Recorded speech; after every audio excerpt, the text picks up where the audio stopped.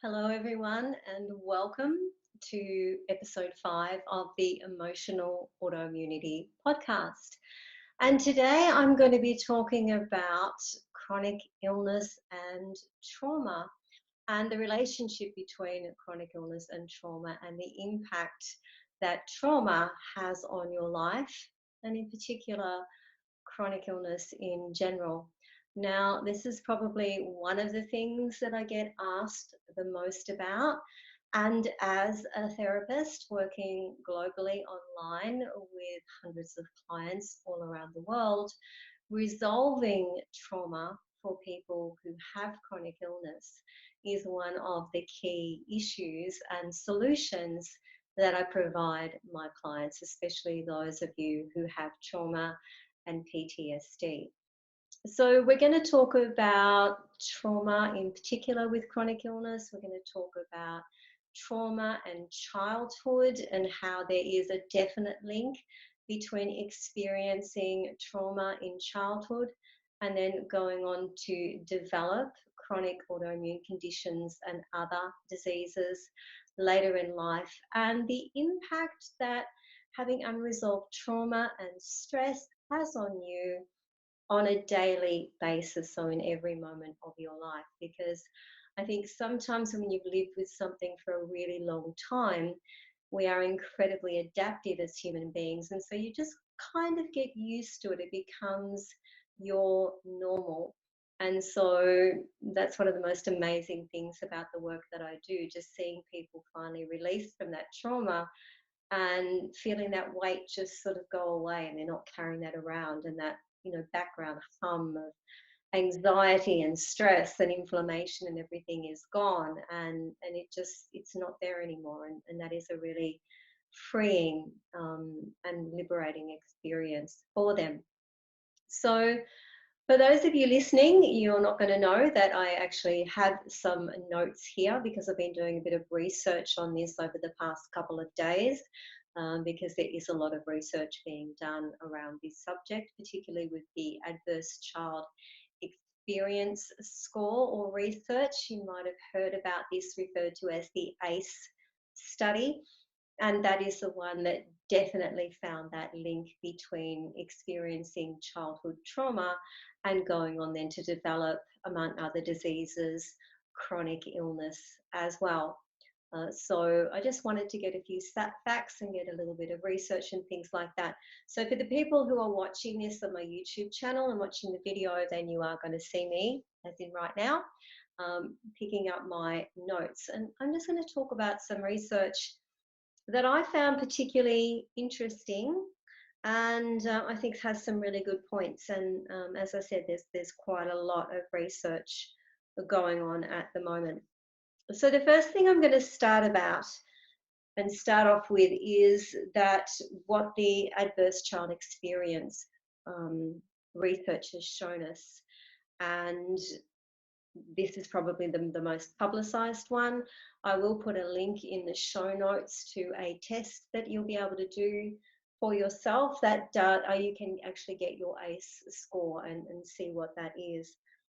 So what the adverse child experience was talking about when they were getting their research and getting all of their information and all of the things that they wanted to get their results and work out what that was, then there was different sort of factors that they took into account as to what actually constituted trauma.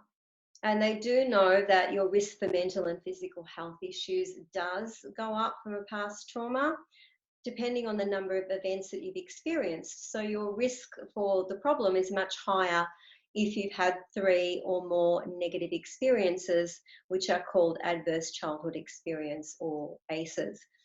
And so what sort of issues are we talking about when we're talking about trauma, especially in childhood?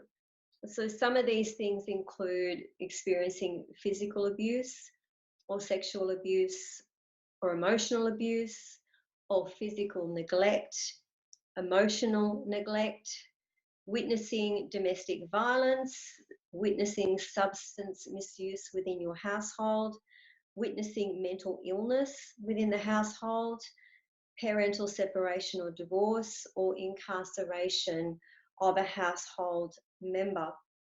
So there are other little things that can go along with that you might not think of as trauma, but they can be. So things like being involved in an accident, like in a car accident, or a sudden death in the family, or even moving constantly, depending on what your personality is like, having to move constantly from house to house to house, or experiencing poverty, so having eviction, or not having enough food to eat, or being in particularly rigid religious households where there are lots of different rules that require you to act differently than other members of your community or society, or dress differently so that you stand out.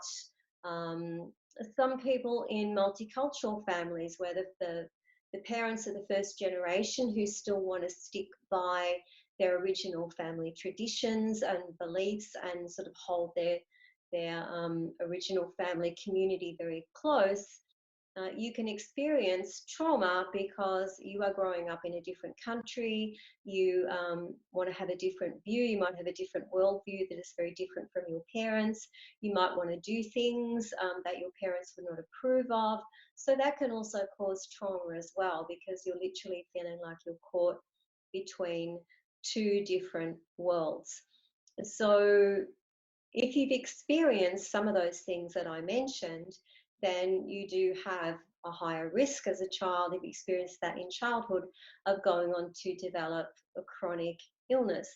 Now, there are various reasons why these things happen, or why it's postulated that these things are linked. So one of the first things that is speculated, and I think this does tie in very well with chronic illness, particularly autoimmune disease, is that there is a theory that when you experience trauma in childhood, your fight, flight, or freeze response gets switched on, and it doesn't ever really go off.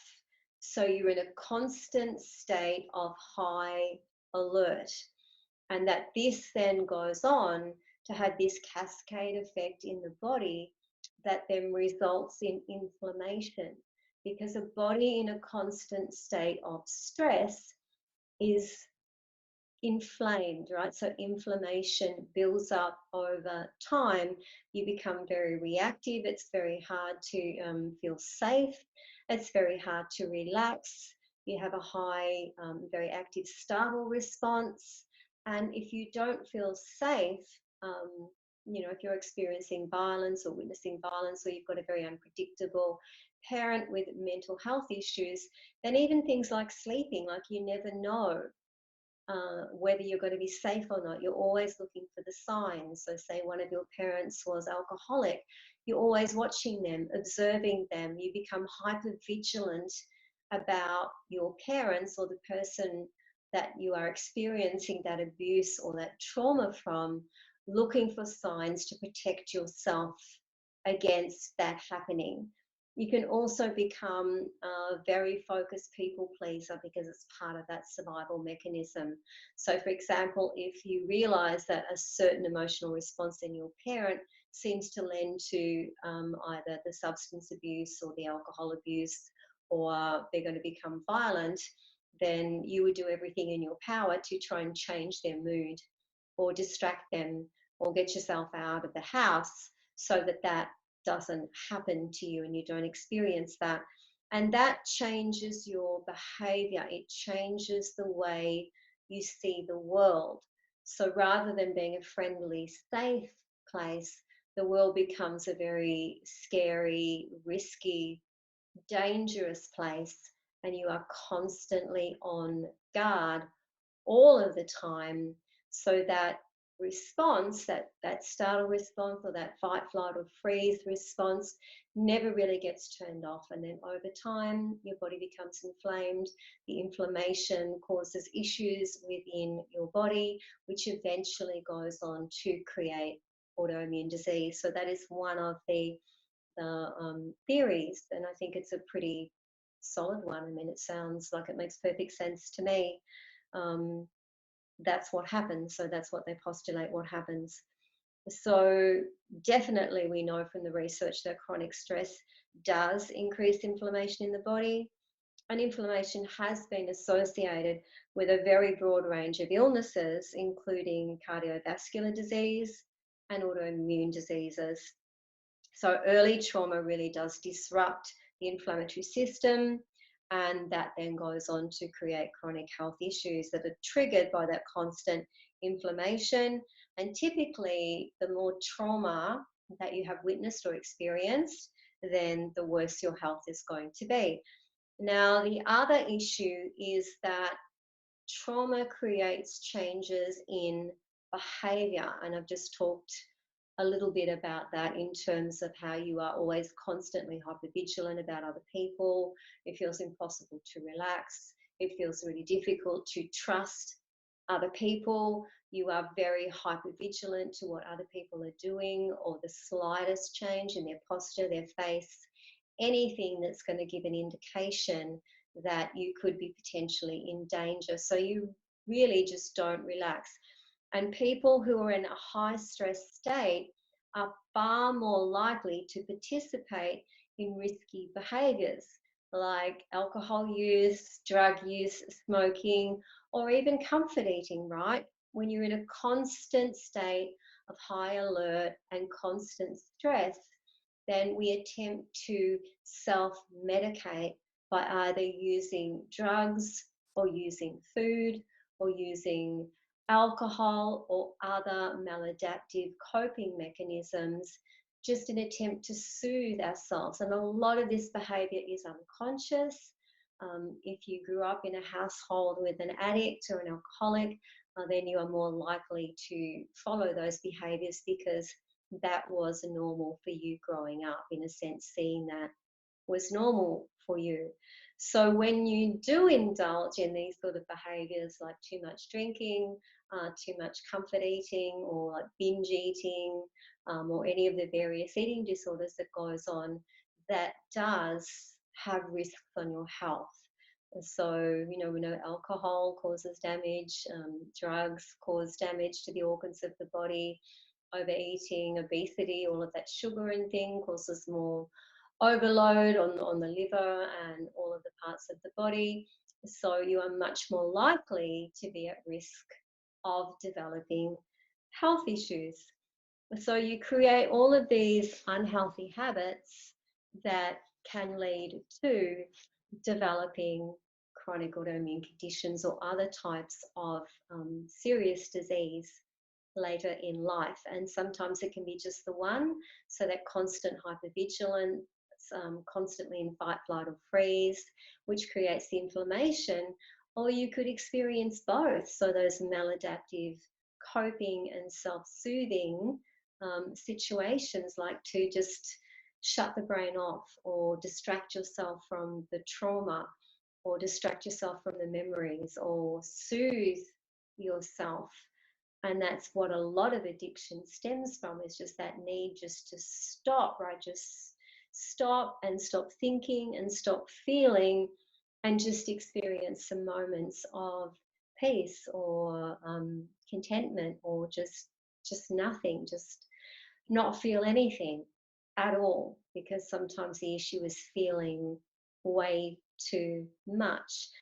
And this can also be exacerbated if you are either a highly sensitive person or someone who identifies as an introvert and an empath, because you tend to be a lot more aware and a lot more affected by the environment around you, especially the emotional environment and other people's moods and other people's feelings, as well as living in a chaotic, unpredictable environment. Because if you are a highly sensitive or empathic person or an introvert, then having order and peace and stability around you is very, very important for your emotional and physical health. So let's talk about some of the other research that's been done around that recognition of the role that trauma plays, and also the recognition that chronic illness in itself is traumatic. And I've been saying this for quite a long time, and I'm really glad to see that the research is really starting to back that up. And so I was reading an interesting study, the abstract of this study, and the study is called Chronic Illness, Trauma, Language and Writing, Breaking the Silence, and the author is Peggy Penn. And what she talks about is basically three different ideas that they put forward. And the first one is the recognition that illness is a relationally traumatizing experience. And this is something that I've been talking about a lot as well, that when you get chronic illness, it doesn't just happen to you, it happens to everybody in your circle. So it happens to your partner, it happens to your children if you have them, it happens to your family, it happens to your friends, because they are all going to be impacted in some way. So it changes the relationships. And that's what they've recognized here. So it's not just for the person with the illness, but the other members of the family as well. And the other interesting thing that they looked at as well was language. And again, this is something that we need to have these conversations about, because I know that I've experienced, I'm sure that you've experienced as well. I mean, it's one of our biggest issues is that people tend to trivialize or gaslight our experience, our lived experience of chronic illness, and not believe that it has the impact that it has on us. And they tend to point the fingers back at us in terms of saying that we're not strong enough, or we're being hypochondriacs, or we're making too much of it, or it couldn't possibly be that bad. And so in this study, they were looking at the language used, and particularly to the social prevalence of negative metaphors that surround and engulf that ill person and their family. So seeing that person as dependent, maybe saying, oh, they've just got poor genes, or they've got repressed personalities, which means maybe it's in their head, right? Maybe it's a psychiatric issue. They're weak constitution, so they're not strong enough. All of these different ways that the fingers point back at the person with the chronic illness, as if to say that you have done something to cause it, or if you didn't do something to cause it, then you are continuing it on because there is something lacking in you. And then they also note in this study that all of that negative language, or as they phrase it, the outside voices from the other people around you, that joins with your own inner dialogue of what's going on and the things that you're saying to yourself. Or it must be me. Maybe there is something wrong with me. Maybe I am not strong enough, and maybe everybody else seems to be coping. It must be something about me. It must be some weakness in me. So not only do the fingers point back at you from, the doctors, the medical community, your family, your friends, acquaintances, colleagues, but then we add our own dialogue to that, and it helps to disconnect us, make us feel isolated, make us feel alone, that nobody really understands. And as I pointed out in this study, the whole chronic illness is a time when our connections need to be relied on. Like, we need that help, we need that support. And so they recognize that that experience in itself is a traumatizing one. So one, not only are you traumatized by the illness itself, so getting the news that you are living with this chronic ongoing condition that isn't going to go away, that is a shock. That is a trauma, even if you don't recognize it as one. It is a life-changing experience for which nothing could have prepared you in your whole life. There is nothing, I don't care what you've done, there is nothing that could have prepared you. Like, I went into this with a whole lot of skills from the work that I do as a therapist, all of these tools, everything, and I was still absolutely devastated and traumatized and shocked, and it took a whole lot of work and a whole lot of getting my mindset right before I could start to accept it, or before I could start to make the changes that I needed to make. And a lot of people ask me, what's made the biggest difference in your life? And in the past, I used to say, oh, probably getting on natural desiccated thyroid, or changing my diet to a healing one. And now I recognize that is not the most important thing that I did. The first and most important thing I had to do was get my mind right to deal with the emotions.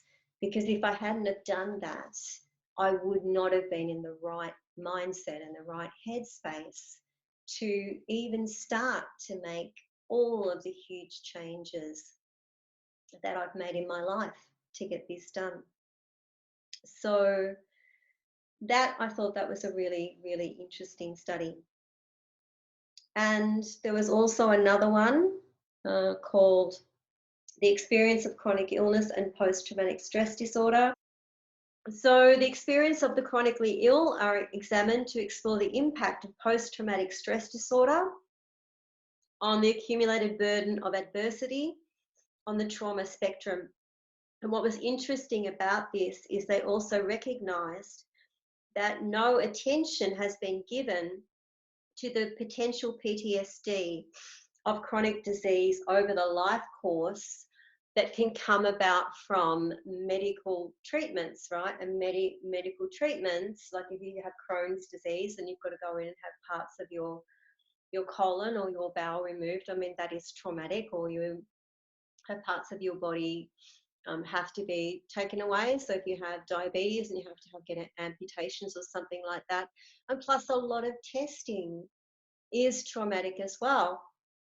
And things like getting a spinal tap for MS, I mean, that is incredibly painful and can be very traumatic, having to go through certain MRIs and things like that when you're in the machine, and that can be traumatic as well. So a lot of tests can be very invasive and traumatic.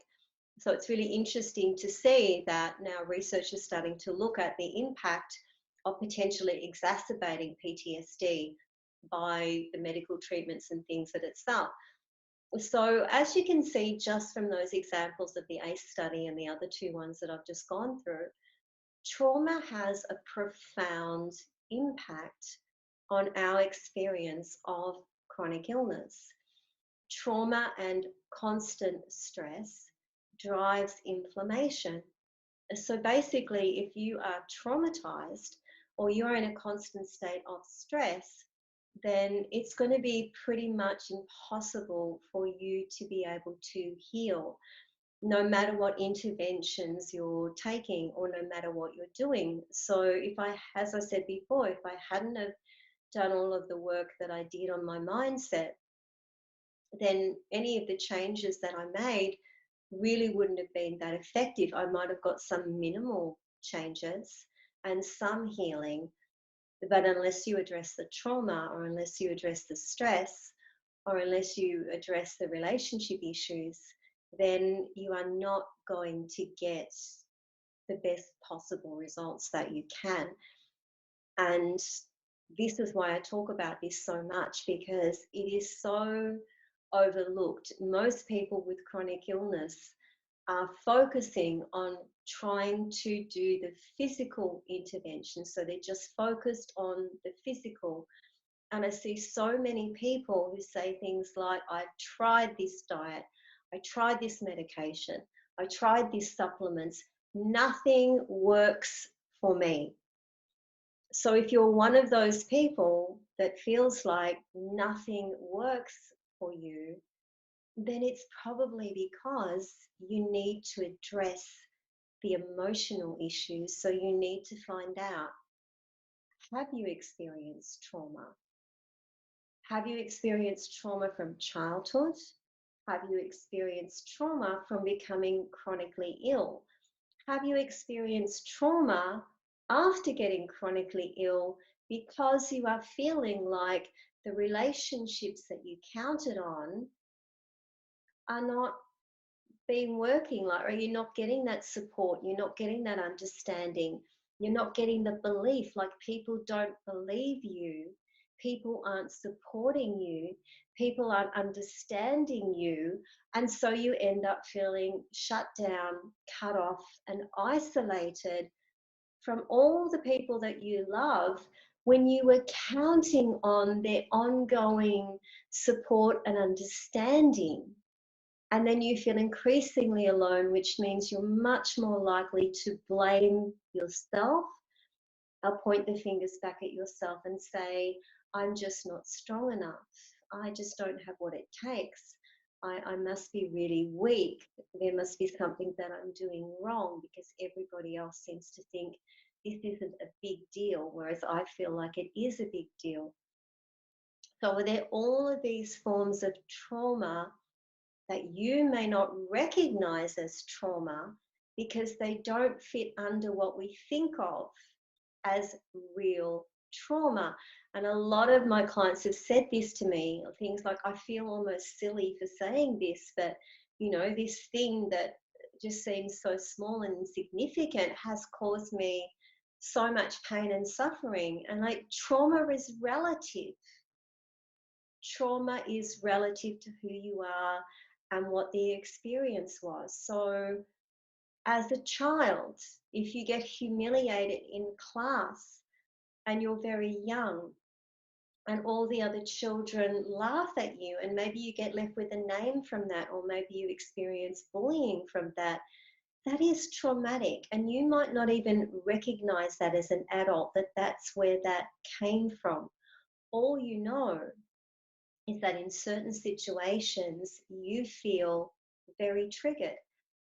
And because it's going back to that trauma that you are not consciously aware of, or you think about that and think, oh, that couldn't possibly have any relevance. Like, trauma is like big things, like being physically attacked or being sexually attacked or being involved in terrible violence or being involved in a war. Like, PTSD is only something that soldiers and police people or the armed services or ambulance drivers or medical staff get.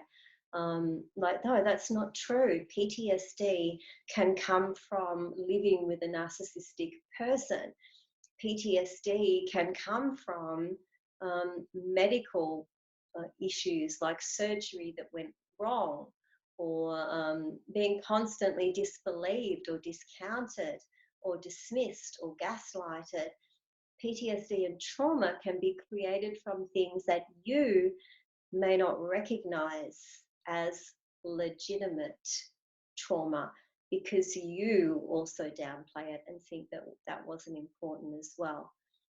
So there are several ways, as I said, that you can experience trauma. So trauma in childhood can lead to, through the ACE study, which, as I said, I'll link to that, developing ongoing chronic illness in life or other diseases, because it creates that fight or flight or freeze response that never really gets turned off. So you're always constantly in a state of high alert. The stress from that, because it is stressful, that's not how we're supposed to live, increases inflammation. Inflammation eventually affects the organs, and when a body is inflamed, it doesn't get the chance to heal and restore itself.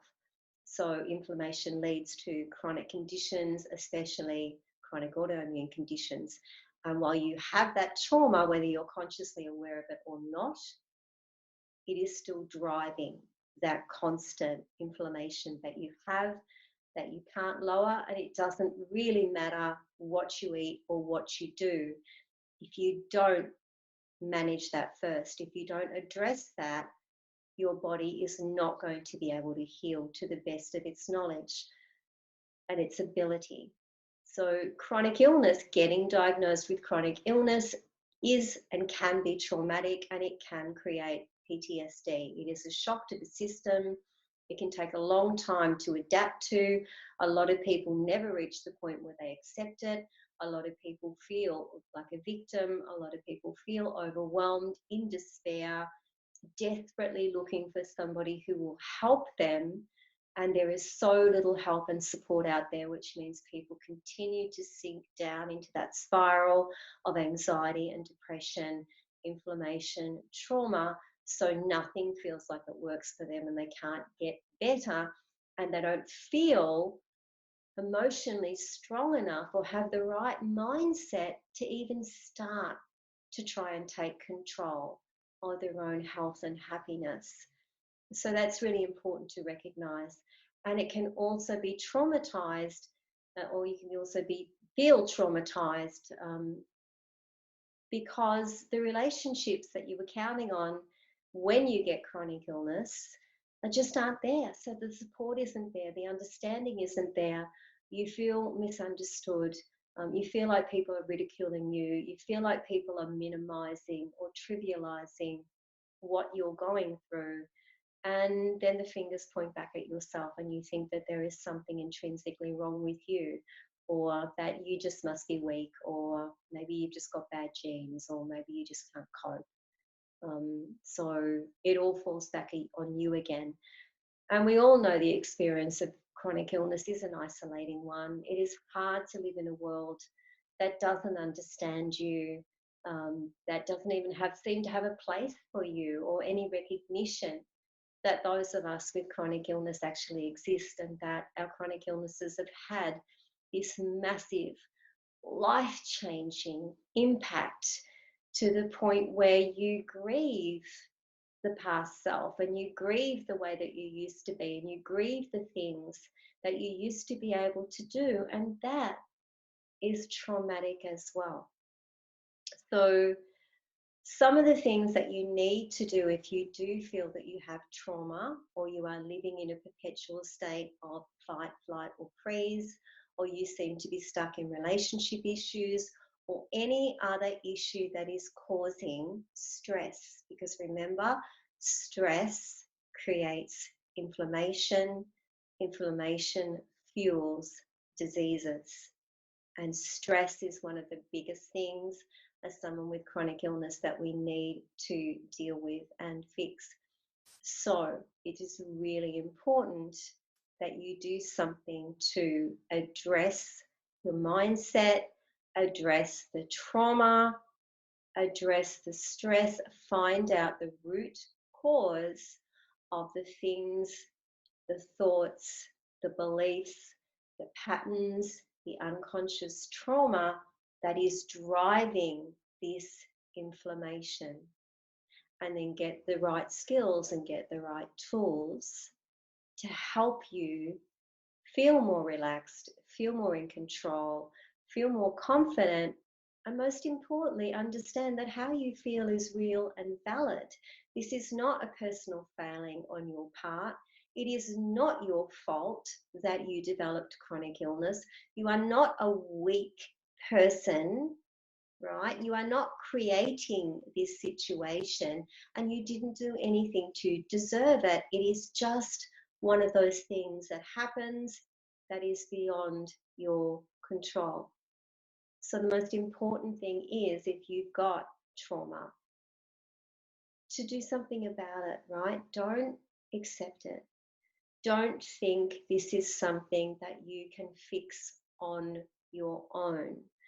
I went and got therapy when I got chronic illness, right, with a therapist that I trust, because I knew I had to get my head straight before I could start to get on with this, before I could move out of the disability that I was in.